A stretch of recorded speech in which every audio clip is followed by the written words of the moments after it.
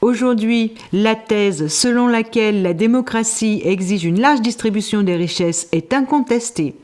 Toutefois, la réalité est bien différente. En Allemagne, par exemple, avant la crise économique de 2008, les 20% les plus riches de la population détenaient 80% des actifs, tandis que 50% n'en détenaient aucun ou ne possédaient que des dettes. Cette disparité engendre des dangers sociaux, économiques et politiques. Les dernières découvertes des chercheurs britanniques Wilkinson et Pickett, qui montrent entre autres une corrélation directe entre l'inégalité et une espérance de vie réduite, ainsi qu'un taux de criminalité plus élevé, confirment les effets néfastes de cette disparité sur la société. La concentration du capital elle-même entraîne des dysfonctionnements économiques. Qui va acheter les lave-linges et les maisons si le pouvoir d'achat de la grande majorité de la population est en baisse? Cet écart entre la production et la consommation est le talon d'Achille de l'économie de marché. En d'autres termes, les machines n'achètent pas de voitures. En outre, s'il est vrai que la propriété est synonyme d'indépendance, l'inverse l'est également. La non-propriété est synonyme de servitude. Le concept de redistribution des richesses dans l'état de droit tente de corriger la dure équation selon laquelle ceux qui possèdent commandent, ceux qui ne possèdent rien servent. L'alternative à la redistribution est une politique encourageant l'élargissement de la propriété. Si la propriété était répartie plus équitablement, la défense des intérêts personnels prendrait dans une large mesure la relève de l'État-providence. Aujourd'hui, dans le monde entier, les gouvernements démocratiques se posent la question, à savoir comment appliquer cette analyse en politique publique. Voyons à présent quelles sont les raisons d'une politique garantissant l'égalité des chances économiques. L'état de droit démocratique garantit l'égalité des chances à ses citoyens, c'est-à-dire des règles du jeu équitables, telles que les droits fondamentaux, un avocat commis d'office dans le cadre de procédures pénales, ou l'égalité d'accès à l'éducation publique. Dans notre économie sociale de marché, cette garantie s'étend également aux droits économiques des citoyens. C'est pourquoi l'égalité des chances économiques par le biais de l'égalité d'accès au crédit pour l'acquisition de biens de production doit être une pierre angulaire de l'état de droit. L'idéal serait de rendre la charité superflue en permettant aux gens de générer leurs propres revenus au lieu de les laisser à la merci de tiers. L'aide sociale de nature humiliante nuit à la dignité humaine, auquel cas il n'y aurait pas de travailleurs pauvres. Donc, comment rompre le cercle vicieux des riches qui ne cessent de s'enrichir, tandis que les pauvres restent pauvres? Traditionnellement, pour les pauvres, la méthode de constitution d'actifs consiste à épargner en renonçant à la consommation. Mais comment faire des économies quand on arrive à peine à joindre les deux bouts?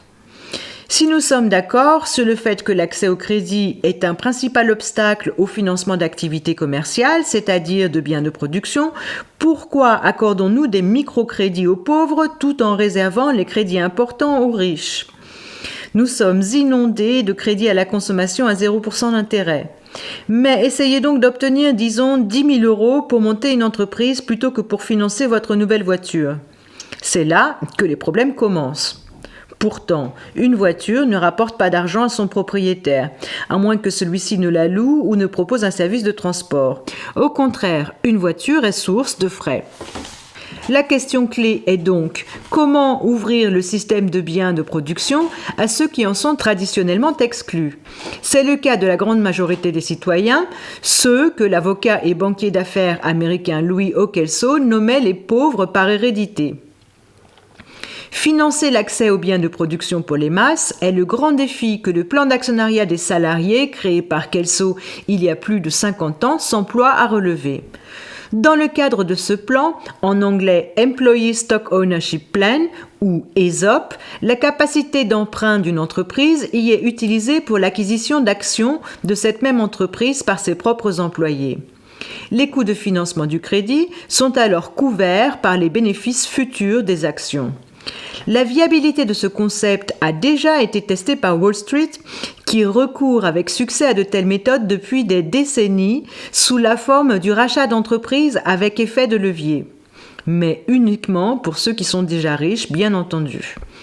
Un ESOP implique généralement un emprunt destiné à un fonds fiduciaire au bénéfice des employés, lequel se charge d'acquérir des actions de l'entreprise et les alloue aux salariés par des versements réguliers sur le compte ESOP détenu par chacun d'entre eux. L'emprunt est remboursé par des prélèvements effectués sur les bénéfices de l'entreprise ou sur les dividendes versés sur les actions détenues par l'ESOP. Aujourd'hui, on compte plus de 11 500 ESOP, regroupant plus de 10 millions d'actionnaires salariés aux États-Unis. À l'avenir toutefois, des outils financiers moins courants tels que le General Stock Ownership Plan, GSOP, ou le Consumer Stock Ownership Plan, CSOP, devront être pris en considération. Ces derniers se distinguent de l'ESOP par le type d'actionnaires participant au plan. Pour l'ESOP, il s'agit des salariés. Pour le CSOP, des utilisateurs d'un service public. Et pour le GSOP, des habitants d'une région. Dans le cas des deux derniers plans, l'emprunt pour l'acquisition des biens de production est d'autre part généralement garanti par des programmes gouvernementaux. Tous ces plans suivent la même logique financière qui consiste à financer l'acquisition de biens de production avec les bénéfices futurs tirés du bien acquis. Le coût de financement de l'investissement n'est pas couvert par l'épargne, mais par les recettes provenant de ces mêmes investissements. Pour toutes ces raisons, nous devons encourager les techniques financières permettant d'étendre la propriété des biens de production à un plus grand nombre.